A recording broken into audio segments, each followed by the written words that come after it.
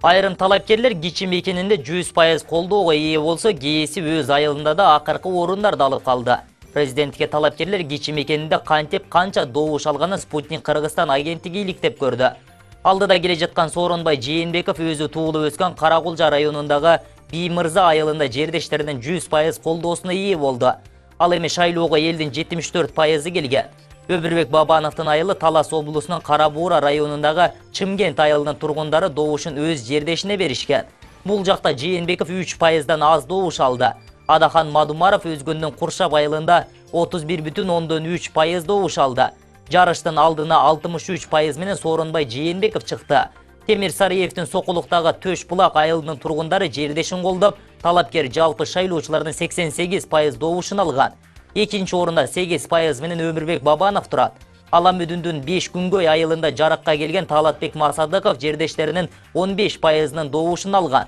46%га ээ болгон Жээнбеков биринчи, ал эми 44% добуш алган Бабанов экинчи сапка жайгашкан. Улукбек Кочкоровдун Баткендин Карабаке айылында талапкерге шайлоочулардын 20% добуш берген. Лидер болуп 44% добуш алган Жээнбеков эсептелүүдө.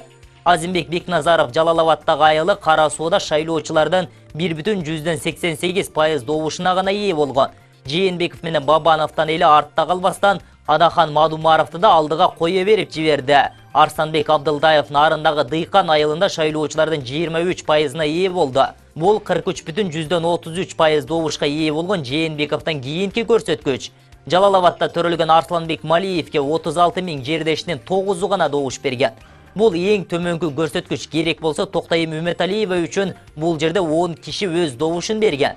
Бишкектик Эрнест Зарлыков шаардыктардын 0,25%нын добушун ала алган. Бул 7-чи орун болуп саналат. Токтайым Үмөталиева кичи мекени Бакаята айылынан 4 добуш алды. Бул аймакта 3000 киши шайлоого келген. Бул жолку президенттик шайлоодо талапкер ар кандай убадаларды бергенин, кимиси кандай кара пиарга дуушар болгону, бири менен биригиши тууралуу ар кандай айтылган сөздөрдү түрмөктөсө келе шайлоонун жыйынтыгын алдын ала билсек болчудай. Талапкерлердин арасынан эң көп кара пиар Өмүрбек Бабановго айтылыптыр. Алардын орчундоосу Кыргыз-Орус өнүктүрүү фондунан алган кредит, Назарбаев менен жолукканы, казак олигархтары менен байланышы, АКБ Кыргызстан банкын кантип алганы, Онадырдагы сүйлөгөн сөзү, Ташиевдин Онадырга эмне себептен калпак кийип барбаганын айтканы жана шайлоонун бүтөөрүнө аз калганда президенттин айткандары, Өмүрбек Бабановдун айласын 6 жерден кетирип койду. Темир Сариевке болсо Ысык көлдөгү жол боюнча тендер, казак олигархы менен телефон сүйлөшүүсү жана бийликке сатылып кетти деп негизги командасы таштап кеткен айтылып жатты. Андан кийин эле Адахан Мадумаровго Жаныш Бакиевди туулган күнүн эсине салып турушту жана Бакиев бийлигине жабыштырып турушту. Ал эми Сооронбай Жээнбековго өзүнө тиешелүү Ош коогалагына бөлүнгөн акча боюнча гана айтылды. Бирок жалпы жолунан азыркы бийликтин кемчиликтери жабыштырылып турду. Ошондой эле калган талапкерлердин бирөөсүнө да жаман сөз айтылган жок. Талапкерлерден бири-бирине сын айткандардан Сооронбай Жээнбековдун Өмүрбек Бабановго айткандары: "Сени балапан кезиңден бери билем, Өмүрбек Чиркешевич жана коррупцияны биринчи сенден баштайм" деген сөздөр менен эсте калды. Мына ошону менен эле Өмүрбек Бабановдун өзү чоң эле андан бетер чакчайып жатып калды. Бабанов акыры шайлоо бүттү, сен күчтүүсүн, келечегиң алдыда деп жубайым колдоо көрсөттү деди. Чындыгында келечеги алдыда, шайлоодо экинчи болуш да кыйын. Кийинки ызычуу Сооронбай Жээнбеков менен Адахан Мадумаров экөөнүкү болду. Булар Кочкор Атада эл алдында сахна талашканы болду. Шайлоо башталып жатканда 4 илтик түзүлө калды. Акыры 4 илтиктин 4 тарапка чачырашты. Андан кийин саясатчылардан кем калбай Куудул Абдылда Иманкулов Өмүрбек Бабановду таштап кетти. Ал эми Темир Сариевке Ибраимова, Жекшенкулов, Болотбеков, Алымкулов, Медетбеков, Мирзаматов, Кылжиев, Жандаев деген саясатчылардын кетип калышы чоң сокку болду. Буга чейин парламенттеги Республика Ата Журт фракциясынын лидери Өмүрбек Бабанов шайлоо астында төңкөрүш аракетин уюштурууга бел байлап көрдү. Бирок анын мындай планын атайын кызматтын өкүлдөрү ашкере кылып, депутат Канат Исаев, активист Мелис Аспеков камакка алынды. Ошентип мындай ыплас план ойрон болду. Бирок Бабанов төңкөрүшкө кам көргөн аракеттин танып, Исаевди заматта сатып кеткен эле. Эми ал парламенттеги жүгүртөктөр аркылуу ТМЗ Исаевди колдоого алууда. Маселен, Бабановдун келини Республика Ата Журт фракциясынын депутаты Алтынай Өмүрбекова Жогорку кеңештин 19 октябрдагы жыйынында Канат Исаев боюнча комиссия түзүүнү көтөрүп чыкты. Өмүрбекова Исаевдин кармалган себептерин, ага негиз берген жагдайларды иликтеп чыгуу зарылдыгын белгиледи. Ошентсе да Исаевдин эмне үчүн кармалганын элдин баары билет. Өмүрбекова Исаевди колдоймун деп Бабановдун абийирин ачып алды десек болот. Өмүрбек Бабанов президенттик шайлоодо бери дегенде 1,5 миллиард сом чачып да элдин колдоосун ала алган жок. Эми шайлоодо акчанын күчү менен жеңе албашына көзү жетип, бийликке митинг, төңкөрүш жолу менен келүүнү кыялданып жатыптыр.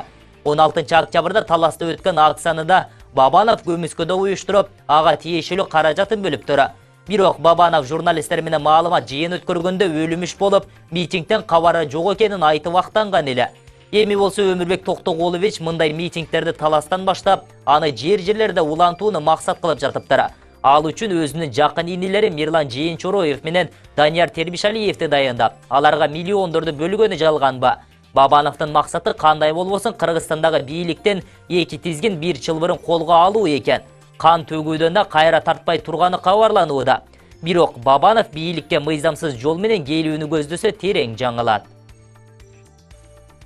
Ушул күндөрү КСДПнын Борбордук штабында активдүү партия мүчөлөрүнүн дараметтери менен шайлоодогу кылган эткен аракеттерине баа берүү сөз болууда.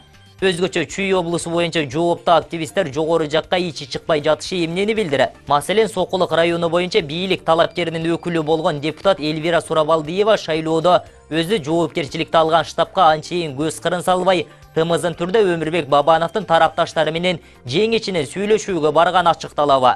Билесиңер да, Сокулуктан Өмүрбек Бабанов алдыга озуп, экинчиликти Сооронбай Жээнбеков багындырса, кичи мекенинен Темирсариев үчүнчүгө араң ийлингенге жарады. Бизнестен келип, жаштайынан 2 жээк менен ымала кылган депутат айымдын мындай кадамдары тууралуу күбөр шыбырлар КСДПнын Борбордук штабынан чыгып жатканы кандай? Атамбаев шайлоодон кийин партиясынын катарын тазалай турганын эске салсак, Элвира алгачкылардан болуп тизмеден чийилип калбайбы? Жогорку кеңештин мурдагы депутаты Садыр Жапаров соттун чечими менен Бишкектеги номер 1 тергөө абагынан Молдовановкадагы катуу тартиптеги абакка которулду. Жаза аткаруу мамлекеттик кызматы сот мындай чечимди 2 жума мурда чыгарганын билдирди. Жапаров жаза мөөнөтүн толугу менен өтүп 2028 жылдын 6 апрелине чейин отурат. Соттун өкүмүнө ылайык Жапаровго эч кандай мунапыс жана башка жеңилдиктер каралбайт. Эске салсак, Садыр Жапаров 2013 жылы октябрда болгон митинг учурунда Эмилбек Каптагаевди барымтага алууну уюштурууга тиешеси бар деп айыпталып, Бишкектин 1-май райондук соту тарабынан 11,5 жылга кесилген. Кийин райондук соттун чечимин Бишкек шаардык соту күчүндө калтырган.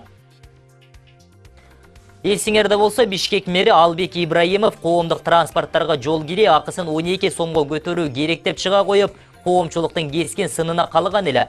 Шайлоо алдында элди дүрбөтүп албайын деп эсине кеч келген соң, жок, биз бааны көтөрбөйбүз деп актанып да чыккан. Албек мырза акчаны кантип чогултаардан мурда коомдук транспорттардын абалына бир аз көз чаптырса болмок экен. Дегенибиз, кечээ Асанбай Кичи районунан келе жаткан 17 троллейбус Горький Юнусалиев көчөлөрүнүн кесилишине келгенде өрттөнүп кетти. Айдоочу өзү өчүрө албашына көзү жеткенде өрт өчүргүчтөрдү чакырган. Кудайга шүгүр, жабыркагандар жок. Бишкек шаардык троллейбус башкармалыгынын жетекчиси Артур Өмүрзаков өрттөнгөн троллейбус боюнча троллейбустун иштөө мөөнөтү 10 жылы, өрттөнгөн троллейбустун иштөө мөөнөтү 2001 жылы бүткөн. Бирок бизге жаңы троллейбус келбегендиктен 16 жылдан бери иштеп жатат. Биздин автопарктан 30 троллейбусту иштен чыгарыш керек деди. Албек мырза, элдин убалы деген сизди ойлондурабы өзү? Бул окуядан сабак алат деп ишене туралы. Же сөзсүз эле кырсык болуп анан баш көтөрөсүңөрбү? Алдыда кылычын алып кыш келетат. Бирок биздин жетекчилер аны ойлонууга чамалары келе элек. Тагыраагы быйылкы жылуулук сезонуна карата Казакстан Кыргызстанга келчү көмүр экспортуна чектөө киргизүүнү сунуштады. Мындай сунуш Казакстан экономика министрлигинен түштү. Бул сунуш Кыргыз тарапка оңбогондой оорчулук жаратаары турган иш болсо да, биздин чиновниктер дале сыр бербей турушат. Мына, электр станциялар ачык акционердик коомунун башчылары Бишкек ТЭЦке Казакстанды көмүр алып келүүдө кыйынчылыктар деле жок. Азыркы учурда жылуулук борборуна 261.119 тонна жергиликтүү жана сырттан алынып келинген көмүрлөр бар. Буга чейин Казакстандан 57 вагон көмүр келип түшкөн. Бул болжол менен 3,8 миң тонна болот. Учурда күнүнө 2.000 тонна отун жагылууда деп чалды куйду жүйө сымак таап чыгышты. Албетте алар жылуу үйдө отурушат. А карапайым эл кышында кантип үйлөрүн жылытаарын ким ойлонуп атат?